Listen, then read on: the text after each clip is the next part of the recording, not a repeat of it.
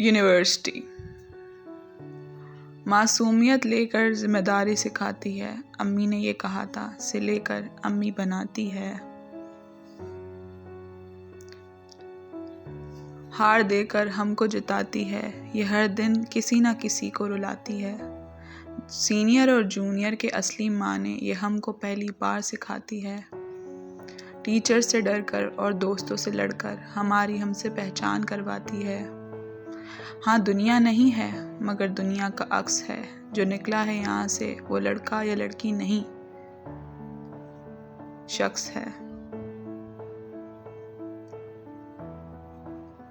दोस्ती का घाटा और पैर में चुभा कांटा खुद हर सिचुएशन से लड़ना सिखाती है। रीटेक की टेंशन हो या फाइनल का डर, ये एक ना एक दिन फेलियर ज़रूर दिखाती है। ये सोच बदल कर हालात समझाती है। ये अच्छे से अच्छे टॉपर को आईना दिखाती है। हंसाती है, रुलाती है, इंसान को इंसान की पहचान करवाती है। मैं तो यहाँ ना कोई था ना रहा, स्टूडेंट आया था, स्टूडेंट ही बनकर यहाँ से चला।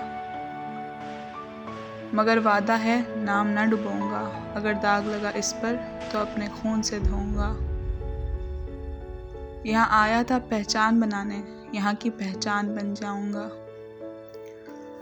दाव मुझे अपना बोले या ना बोले, दाव का बन कर दिखाऊंगा।